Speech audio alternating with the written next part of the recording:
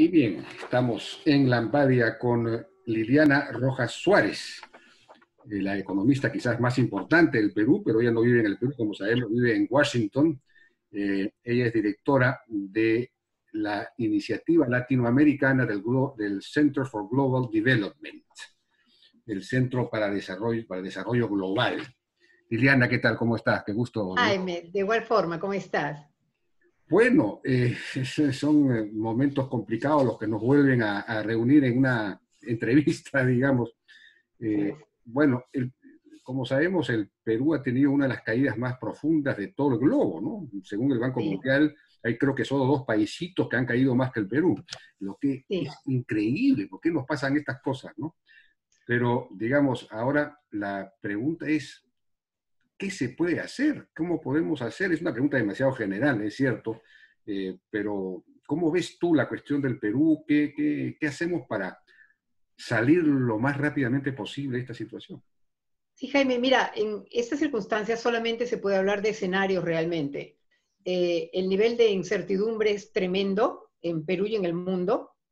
Y entonces aquí ya no solamente depende de lo que pueda hacer Perú, sino del qué va a pasar con la economía mundial. Mira, tienes que recordar que la crisis del 2008, que también impactó muy fuertemente a Perú, pero salió inmediatamente, fue porque el comercio global se recuperó muy rápidamente debido particularmente a China.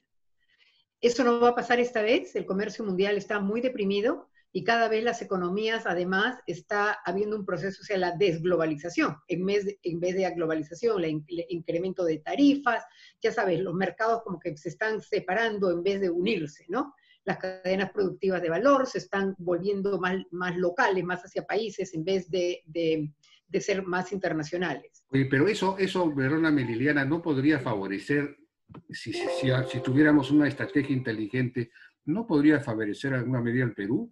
Porque si No, hay, digamos, no, imposible, no. porque No veo cómo. No veo cómo porque Perú es un exportador de materias primas, de commodities. ya, pues, Es pero su principal exportación. Buena parte, si tú miras la trayectoria de crecimiento de Perú, vas a ver que es en el boom de los commodities donde Perú crece más. Vas a ver que comienza a disminuir el crecimiento fuertemente cuando los precios de los commodities comienzan a disminuir. Hay una relación muy cercana. bueno, pues el cobre y el oro están subiendo. Sí, claro, pero de precios tremendamente bajos, ¿no? Efectivamente, hay una oportunidad por el lado del cobre, ya sabes los efectos que positivos del cobre, Sí. etcétera, etcétera. Además, no solamente eso, sino todo lo que tenga que hacer con la tecnología digital, que está utilizando mucho el cobre. Entonces, pero mira lo que me estás diciendo, eso es exportación. O sea, eso es producción hacia afuera. O sea, la pregunta es si cerrarnos nos conviene y la respuesta para mí es no. No, cerramos, no. Lo que digo es, no podríamos atraer hacia el Perú producciones que en este momento están en Asia, en la China, que los Estados Unidos o Europa quisiera tenemos repatriar, y en algunos casos no necesariamente repatriar, pero sí que vayan a otros países distintos al Asia. No sé, es Sí, decir, jalar para están, acá. están yendo, pero el país que más se beneficia de América Latina no es Perú, es México. México, claro, lógico, pero Totalmente, ¿no? O sea, por la cercanía con el mercado más grande, que es Estados Unidos, obviamente, que entonces que se comunican más y el mercado se hace mucho más grande. El costo laboral tremendamente bajo en México y las conexiones que ya tienen hechas antes del COVID, claro, claro. hace que de América Latina, a donde se redirija la producción, es más hacia México que hacia Sudamérica, ¿no? Y la relación Estados Unidos-China, me imagino que Muy tensa. no tiene cómo mejorar, ¿o sí? No, no, mucho menos, mira, es tan difícil la situación Estados Unidos-China que se ha vuelto ya una pancarta electoral, no solamente por Trump, sino que ya comienzas a ver cómo inclusive el partido demócrata, Joe Biden, ¿no? Que lo está dirigiendo, Uh-huh. para ganar las elecciones hay un sentimiento anti-China muy fuerte que se ha desarrollado en Estados Unidos. Entonces ya se ha vuelto como una parte de la pancarta, o sea, el ciudadano quiere separar, como que aprecia esta separación con China. A pesar de que es un tremendo error, va a perjudicar a Estados Unidos enormemente por fines electorales, yo no veo ninguna forma en que se mejoren estas relaciones en el mediano plazo. Es decir, la política siempre, o no siempre, pero en algunos casos como ahora, a contrapelo de la economía, ¿no? En el sentido contrario de la economía. Acá también hay un problema muy serio, pues, con el populismo creciente, que es todo lo contrario de lo que se requiere para recuperar la economía, que se requeriría mucho más libertad económica.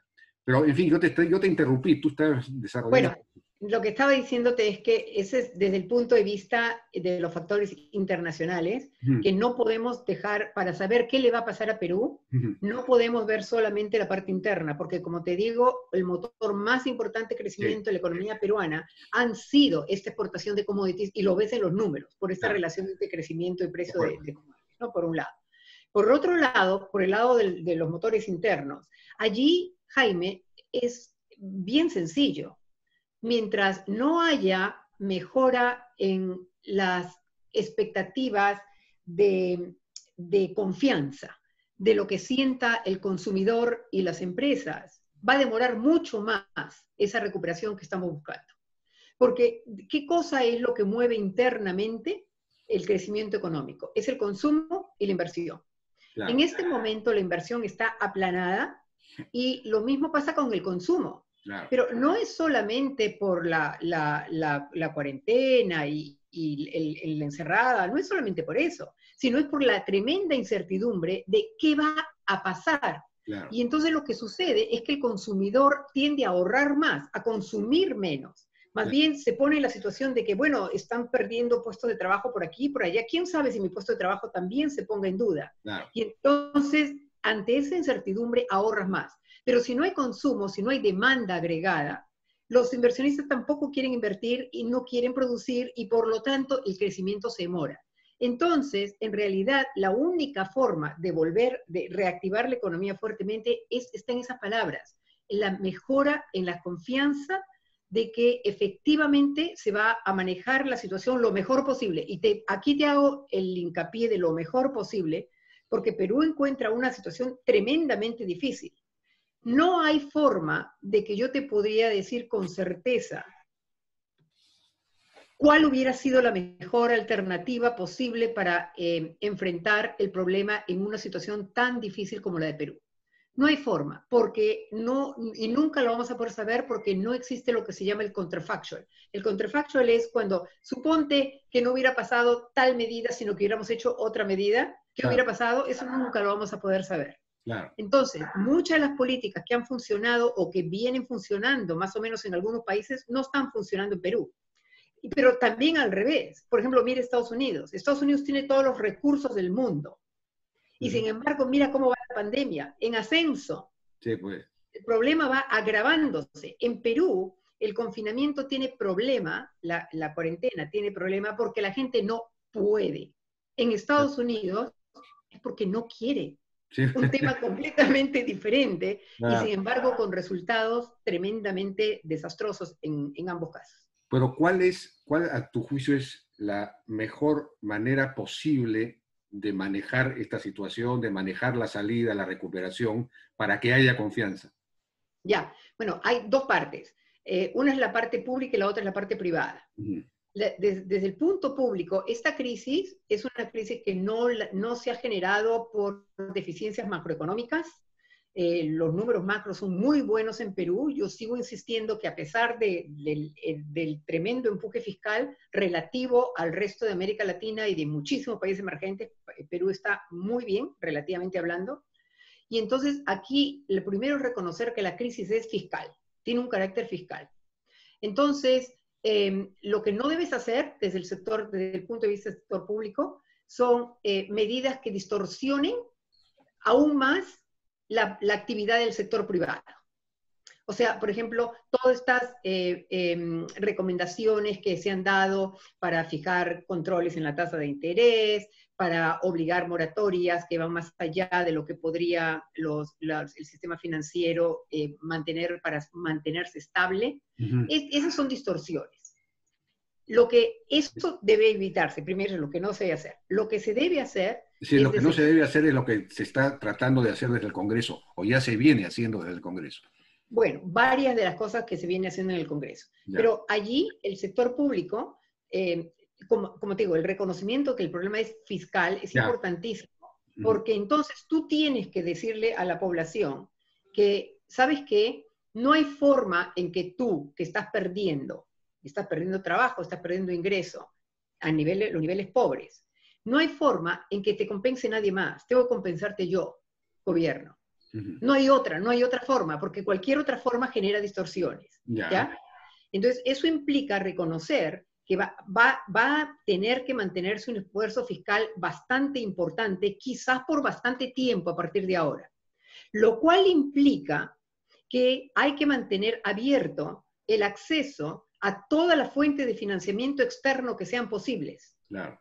Y Perú en este momento las tiene y debe cuidarlas.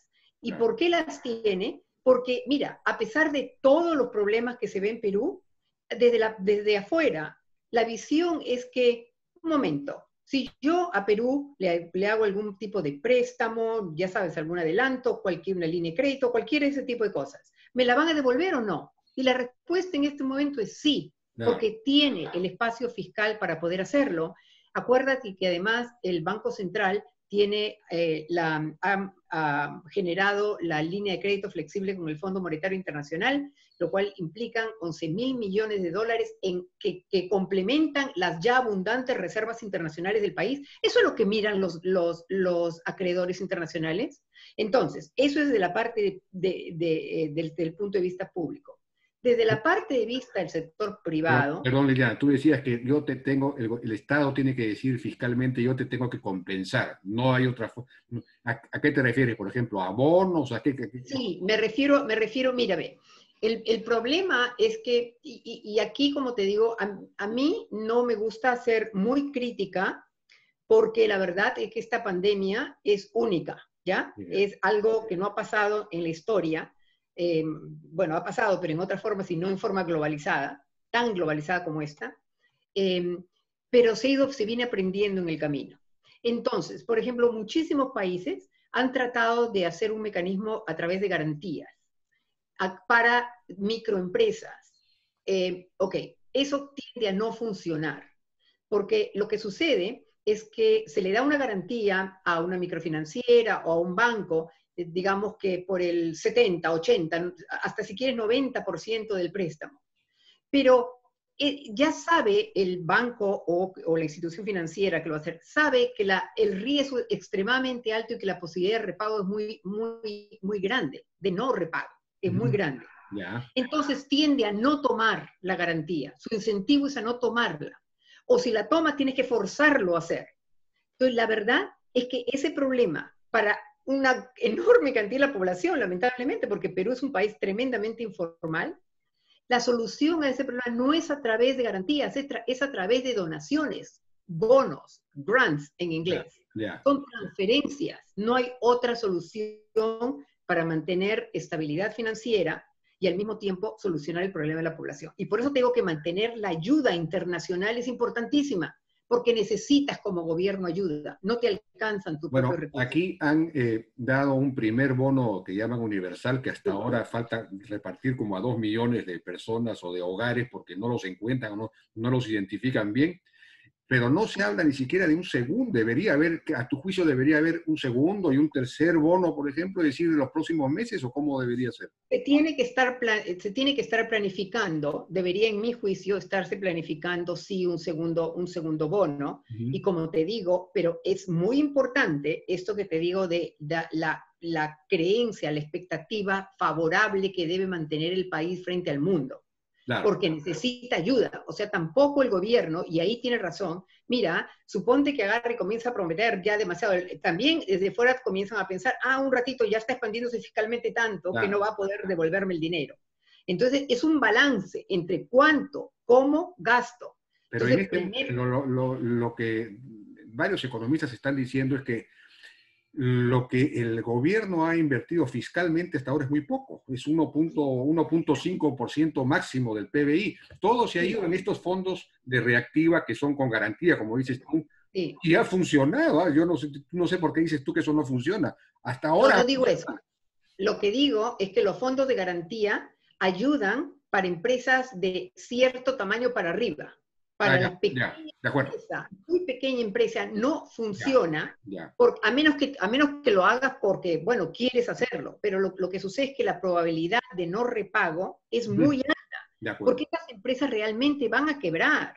O sea, no hay forma en que salgan. Entonces, la transferencia tiene que ser el gobierno. Y esto no me estoy refiriendo solamente a Perú.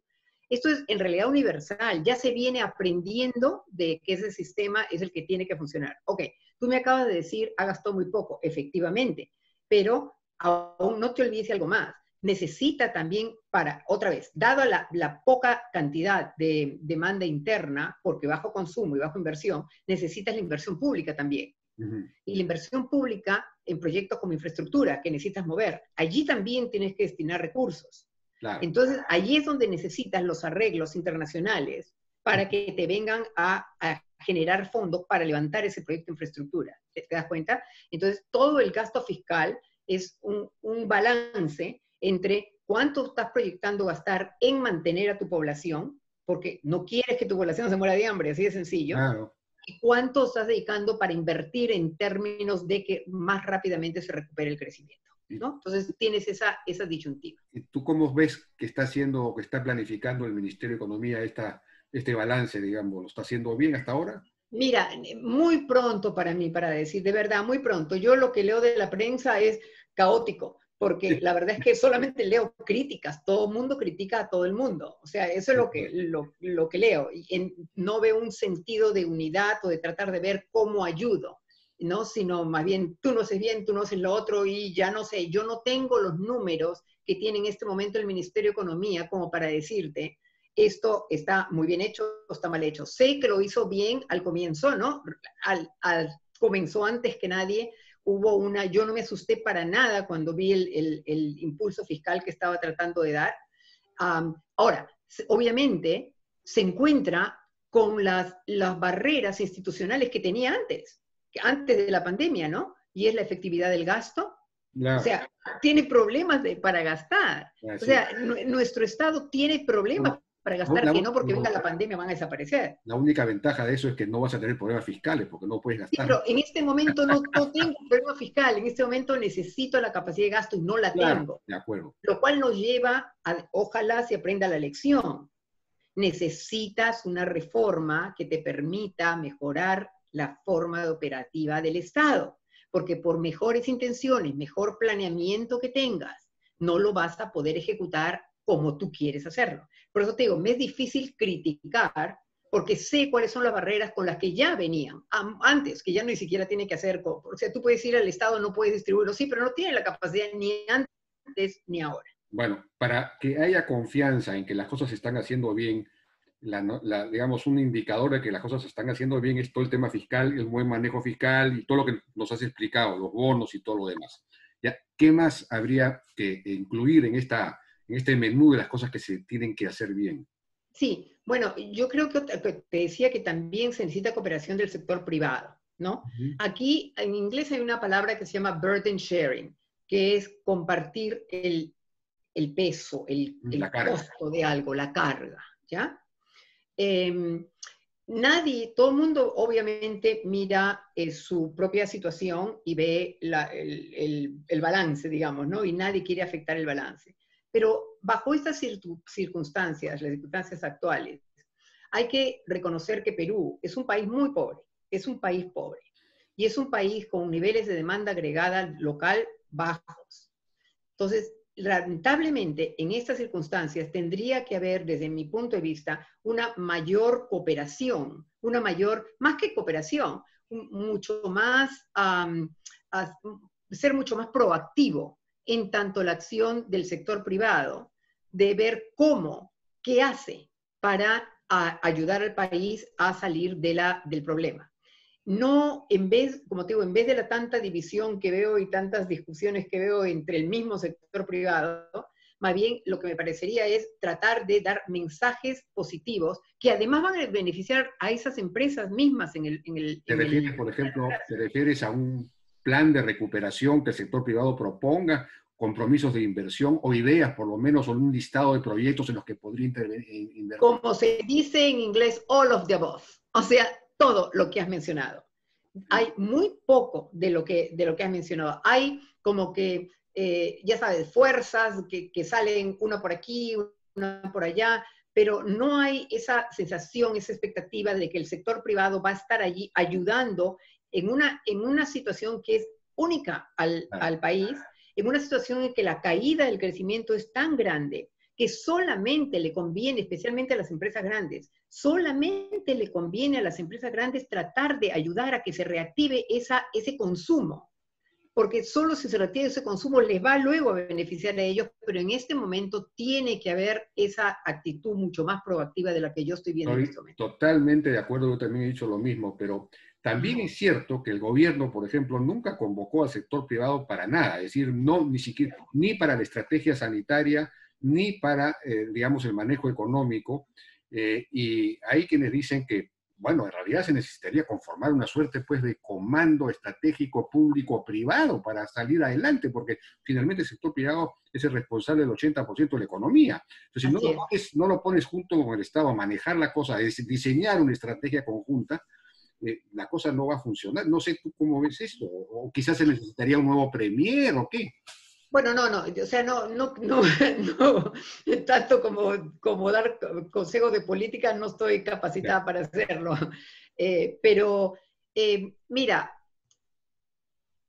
Perú no tiene una trayectoria, una disciplina, digamos, de hacer estas reuniones público-privadas exitosas en las cuales pueda agarrarse, ¿no? O sea, no es un país en el que tú veas que el sector público y el sector privado vienen juntos.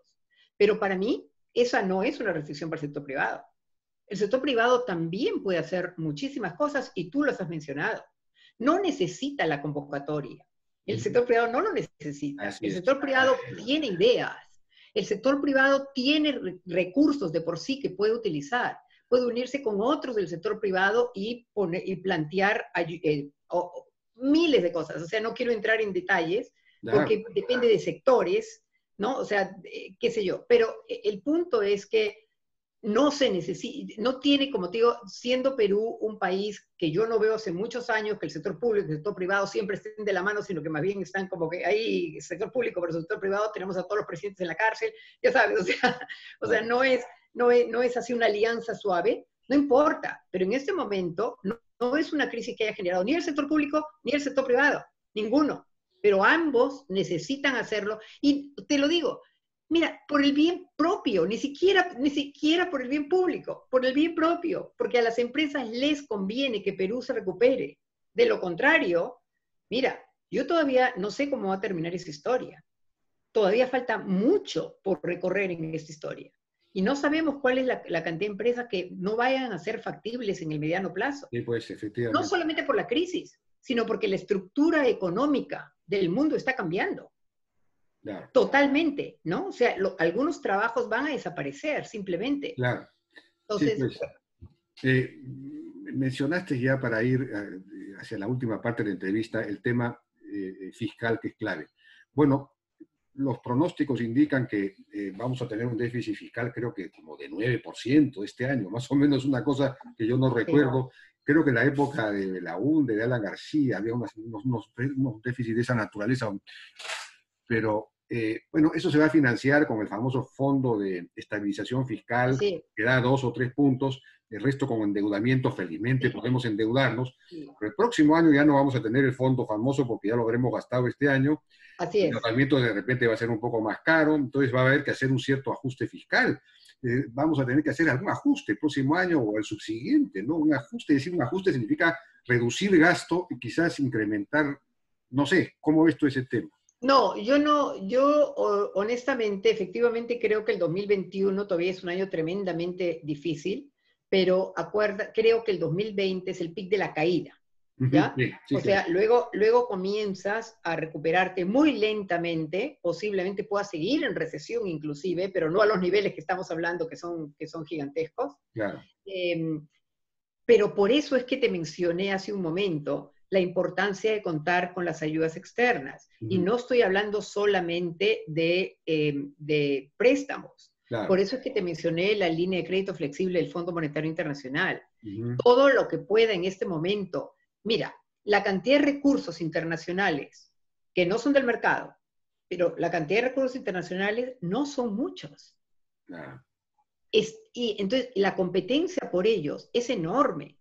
Entonces Perú tendría que estar asegurándose todo el acceso posible que tenga financiamiento.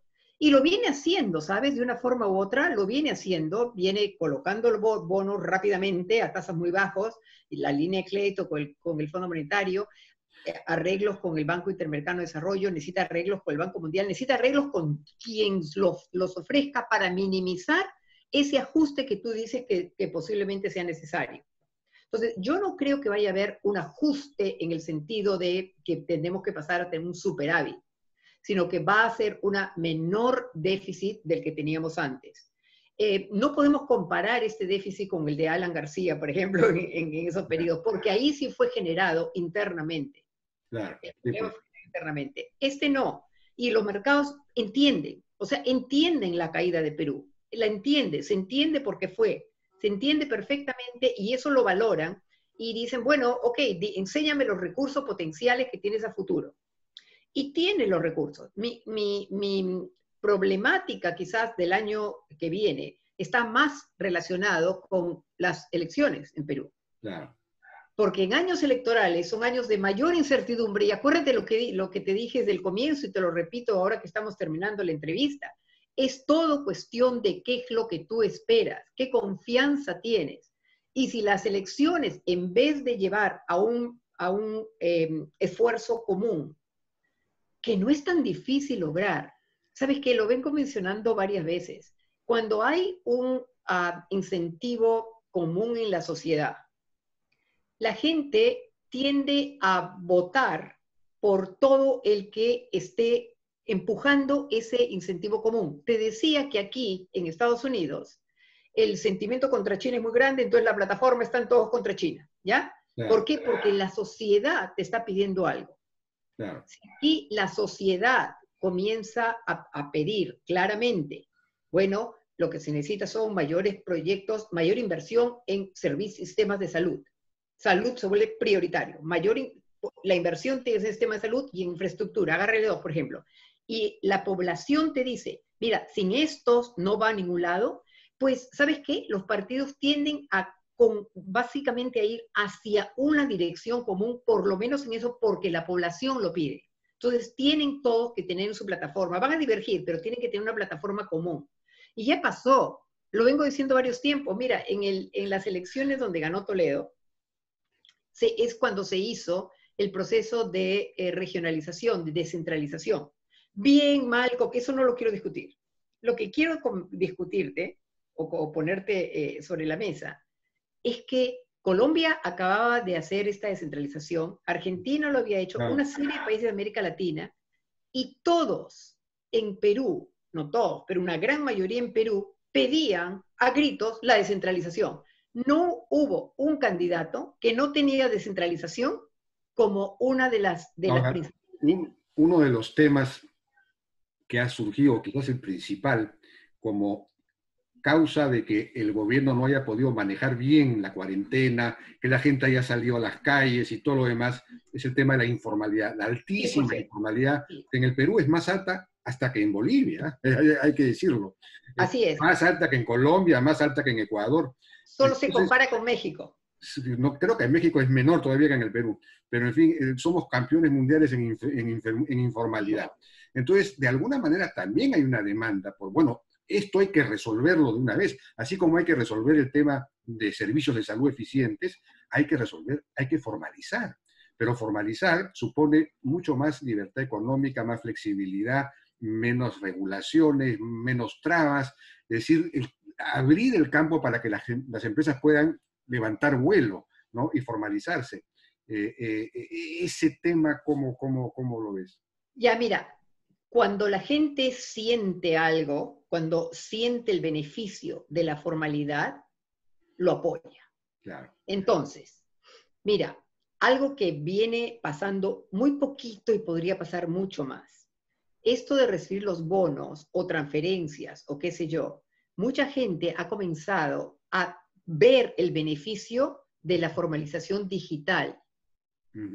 Ha visto cómo, a mí me consta como gente que no tenía cuentas ni no necesariamente tiene que ser bancarias, ¿no es cierto? Basta que tengas algo mediante lo cual en tu celular puedas recibir transferencias. Sí. Pero que la gente tenía reticencia, la ha tenido hasta el último momento, no, y yo no quiero abrir cuentas, ni mucho menos.